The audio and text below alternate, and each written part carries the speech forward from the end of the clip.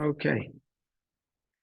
Vayavo b'nei Yisrael eshpor b'toch habayim, and the children of Israel came to buy food amongst those who were coming.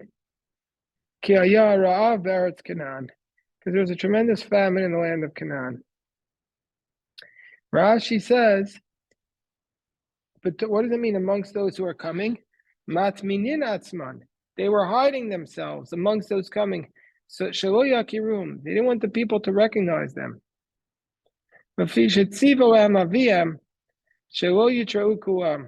their father commanded them that they should not all appear b'Pesach echad at the same entrance. They wanted everybody to enter through his own entrance. They didn't want the evil eye to have any effect on them. Shakuam na'im, all of them were handsome. V'kuam giborim, and all of them were mighty. So therefore, they were worried that everybody was going to notice them. And so therefore, for that reason, they went in separately. They didn't want them all to come in through the same entrance.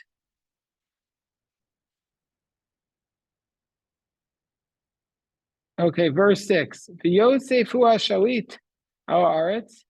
Joseph was the ruler over the land. Hu hamashpir l'kol am haaretz. He was the provider to all the people of the land. Vayavo achei Yosef, and the brothers of Joseph came. Vayishtachavu lo apayim arza, and they bowed down to him at the ground. Yes, Jerry. With thousands of people coming to Egypt for the food, Yeah. There were many entrances. How did Joseph stand at each of the entrances looking for his brothers? Who said that he was standing at each of the entrances? Well, look at the next sentence. They bowed down before him.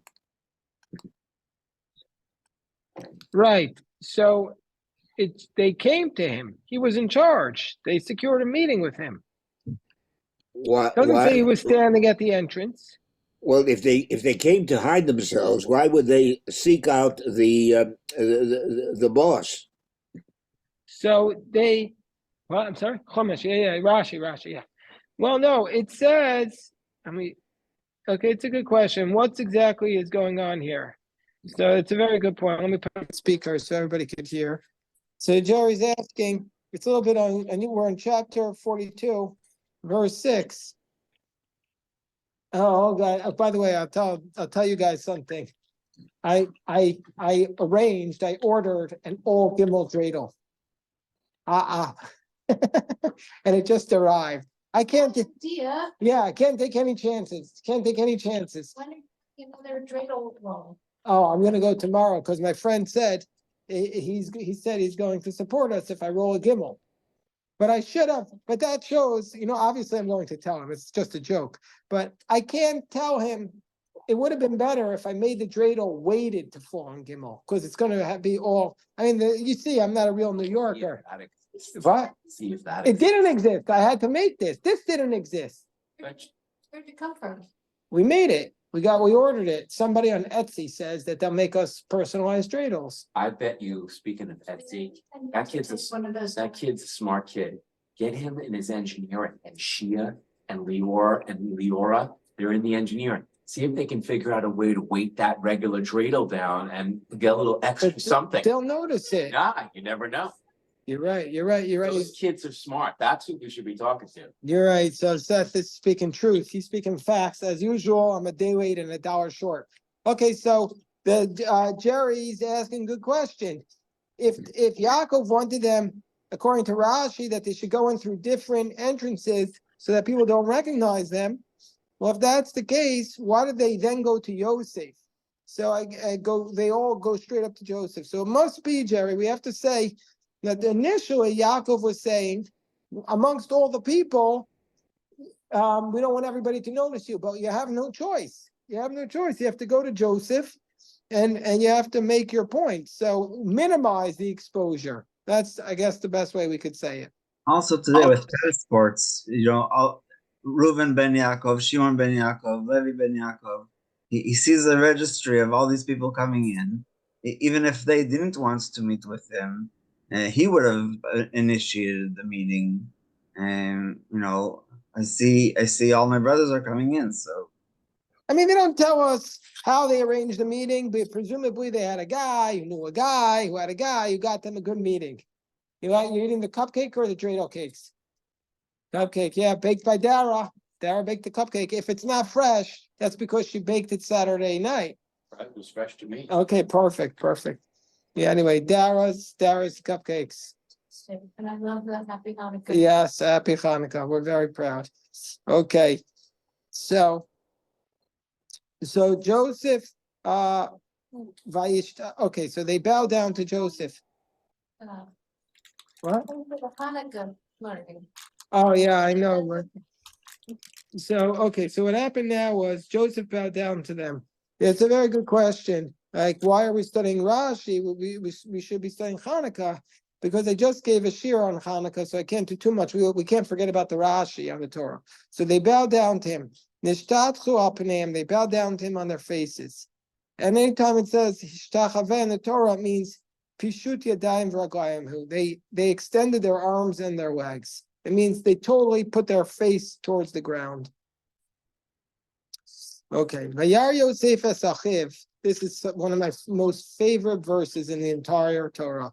It's just such a powerful verse. Joseph saw his brothers, Vayakirem, and he recognized them. Vayisnaker alehem, but he acted like a stranger. Oh, actually, no, my favorite verse is the next one. Vayidaber itam kashot, and he spoke harshly to them. Vayomer alehem, and he made himself believe he didn't know them. And he said, "May I bought them? Where'd you come from?"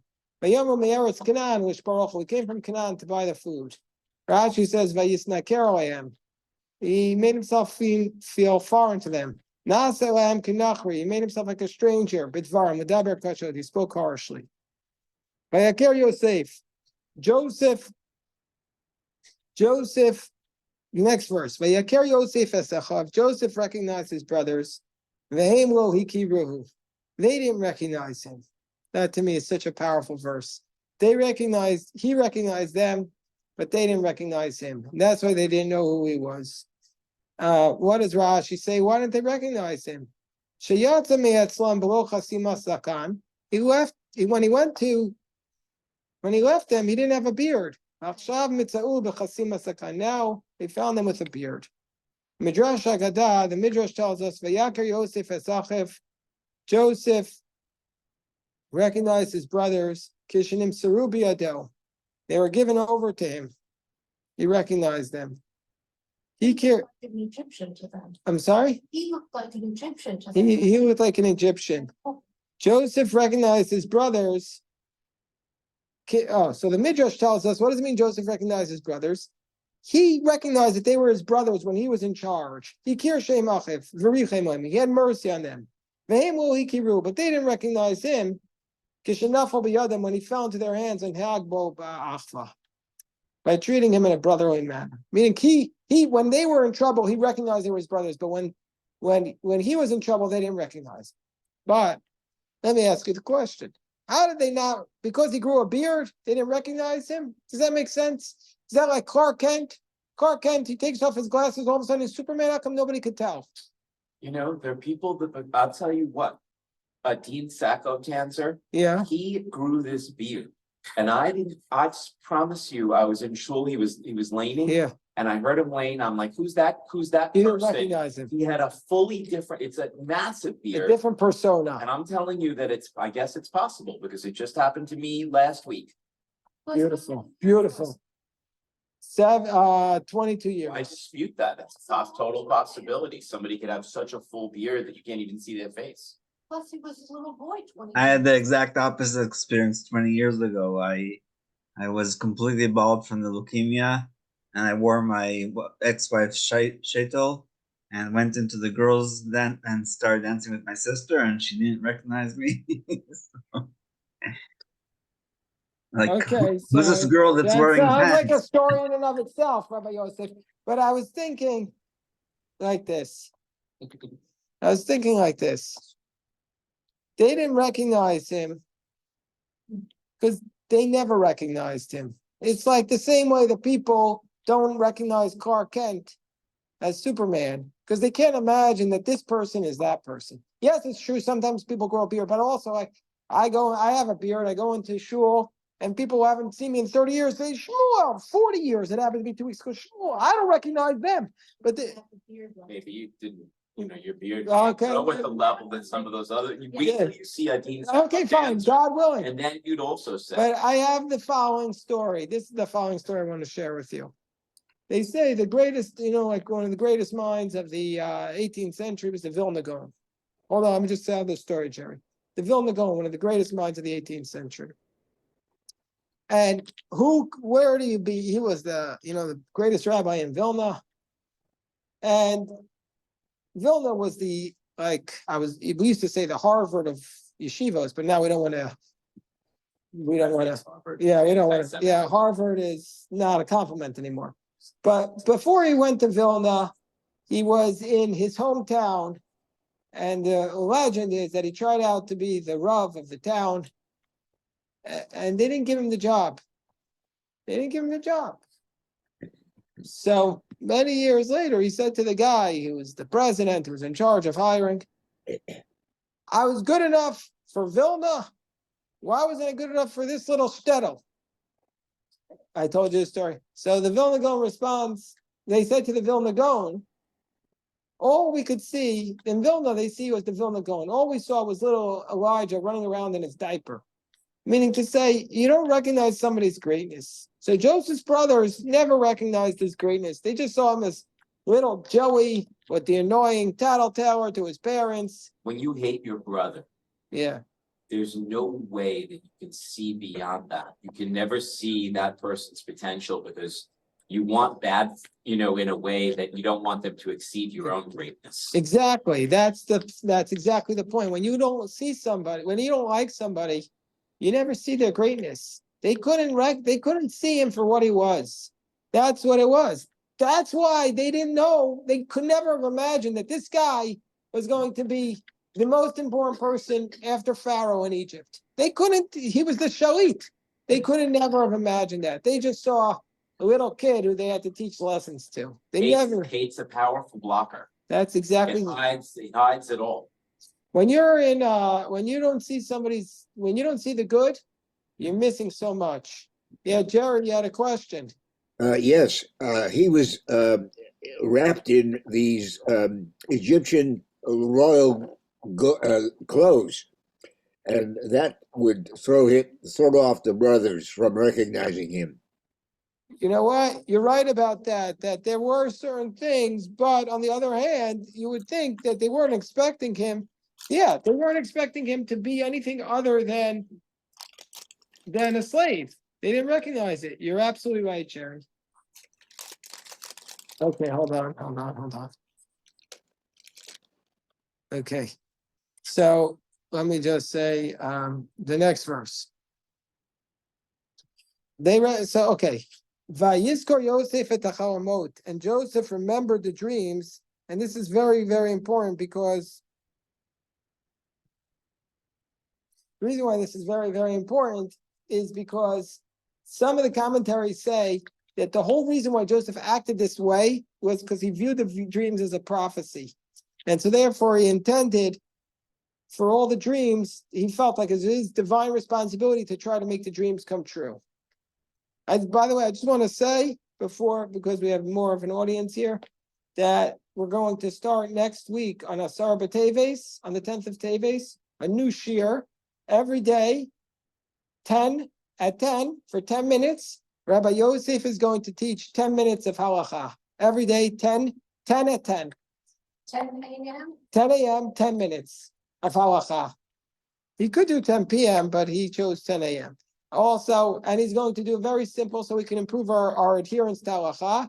He'll record it for those who can't make it. And he's going to do that on the 10th day of the 10th month. 10th day of Teves, which is the 10th month.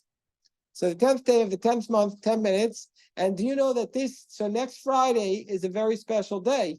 It's very, very rare that on Friday afternoon, we're going to read the Torah and read the Haftorah, because it's Asar B'Teves. And also this year, we're going to fast twice on Asar B'Teves. Did you know that? We have 2 Asar B'Teves this year. Yes. The first one was on January 3rd. Leap year one. No, January 3rd, 2023, and now December 22nd, 2023.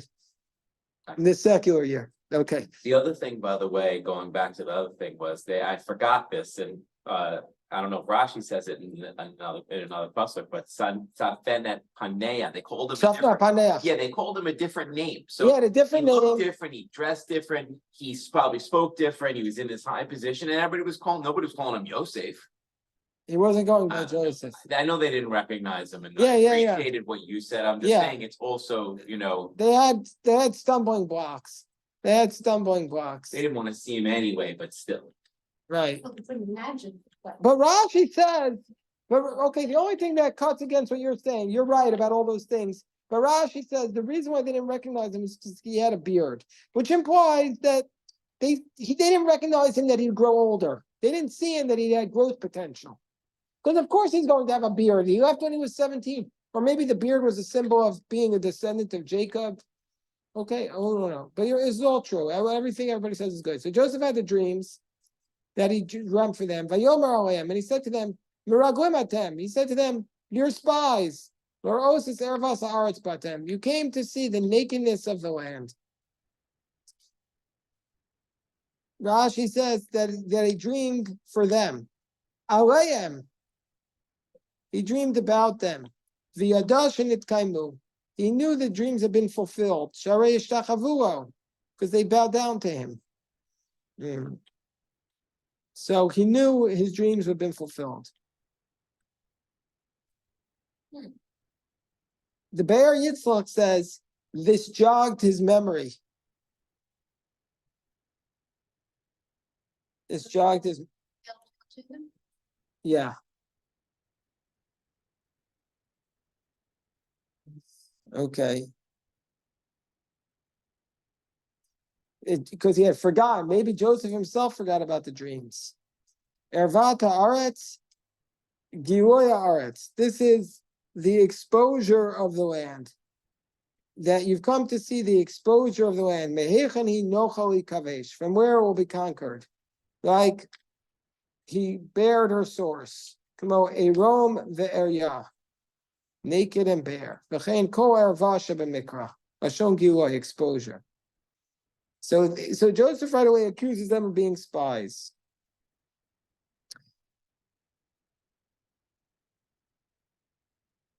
Vayomer elav, and they said to him, Lo Adoni, v'avadecha ba'u ishbar ochel. Your servants came to look for food. No, it's not like you're saying that we're spies. Lo tomar kain, Rashi says. V'avadecha ba'u ishbar ochel. We came to buy food. Kulanu b'nei ish echad nachnu. We're all the children of one man. Kainim anachnu. We are truthful. We're not spies. Rashi says, okay, so this is a verse. I love it when it says like this. Hold on, I'm going to take off my AirPods because I'm not using them. Rashi says, I hope this doesn't. Rashi says that this verse was prophetic. They said, look, we're all the children of one man. And they didn't realize that how correct they were, because that Joseph is also the child of one man. The Nitznina by Ruach HaKodesh. This is the type of phrase Rabbi Ben Mintz of blessed memory would have given a whole sermon about. The divine inspiration flickered inside them. That's what Nitznina means. Nitznina means to like flicker. Nitznitza. The flicker? Yeah. Nitznitza, okay. So like nates, like sunrise. Yeah. Like sunrise. So they had a little flickering of Ruach HaKodesh. Yeah, beautiful. I'm gonna have to tell our friend Nader about this phrase nates appearing in the Rashi. Nitza b'hem ruach hakodesh, that the sunrise flickered inside them, that you have but that sunrise is a flickering of the divine inspiration. Ah, by the way, I'm going to have to record. I'm going to do a 1 minute Dvar Torah on that. That really what Nate's represents. If you would have been with us this morning, that's what I felt. I felt like that moment when everybody is davening, you're all connected. It's like a flickering of divine inspiration. Nitz nitza b'hem ruach hakodesh. I think I felt that in front of the Olympics. Yeah, there are a lot of people told, there was a person who wrote this rabbi, I don't even know who he was, a very big rabbi. He wrote this article and he said it was the most powerful spiritual experience, he said, davening in 50 years. That's what this guy wrote. And he said it was because it felt so pure. So it's like this phrase, Nitz nitza b'hem ruach hakodesh. They had the spark of the divine inspiration inside them. V'chol ru'i mahem sha'afu kein avihem. And they included Joseph with them because he too was the son of their father.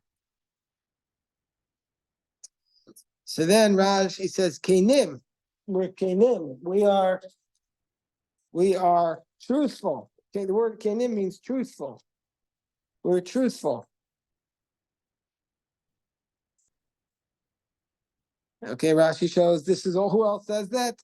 So too the daughters of Tzlafchad speak. Came benot Tzlafchad dovrot. Vayomer Joseph said to them, "Lo, ki arvata aretz batamoros." No, you're not. You came to see the nakedness of the land. And what was this thing that he proved? Sharei, Rashi says, Nechnastem ba'asara sharei ha'ir, because you came into the town, into the gates with 10 people. You came through 10 different gates. Why don't you enter in through one gate? That proves that you're trying to be a spy. Okay. Vayomru, and they said no. And now here's where they get themselves in trouble. We're 12, your servants are 12 brothers. Anachnu, achim anachnu, we are brothers. B'nei Yishachar b'aretz Canaan. We are the sons of one man in the land of Canaan. V'nei hakaton es avinu hayom. The youngest one is with our father. Va'echad einenu, and one of us is no longer with us. She says, "Ubishvilo so echad sheinenu."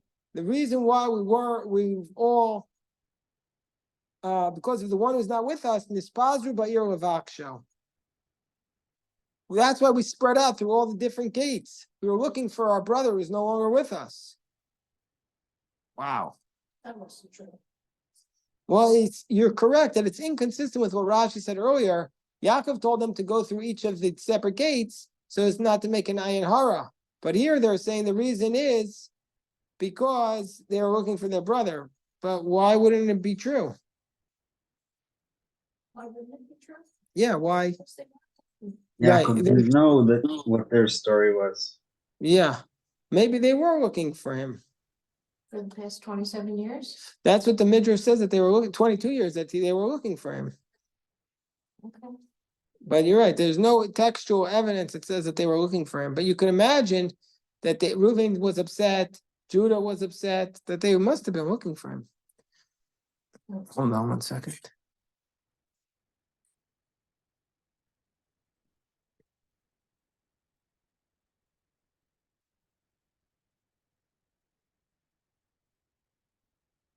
Okay, so then the verse says, Yosef, that's what I said to you, saying, you are spies. She says, the matter that I told to you, that you are the spies who are mesvanachon. That's true. This is the pshat. The midrash is Amar lahem, that Joseph said to them, "Be'ilu matzatem oto, have you found him? V'yifseku alechem, and his captors had established for you mamon harbei." The midrash tells us.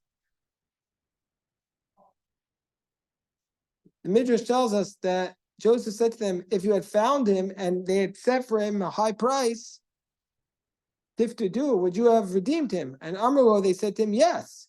Amrlahem, vim yomru lachem shelo yachziru. Let's say the captors said, we're not going to give him back, but shumamon for any price.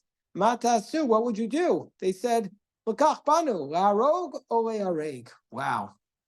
That's such a powerful sentence. They say we came to kill or be killed.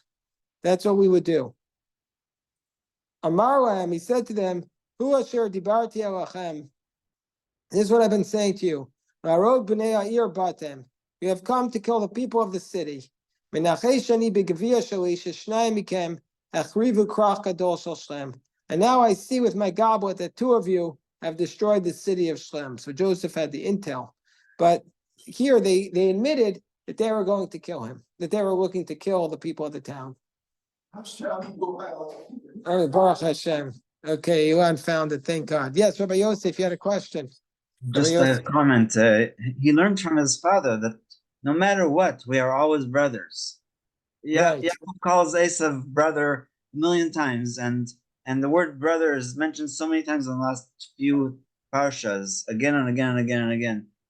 So they maybe changed. Maybe they actually were going to kill whoever took. No, I presume that they were ready to do this, because or else why would they share this information? Right, that the So regret that was answers the so question. hard.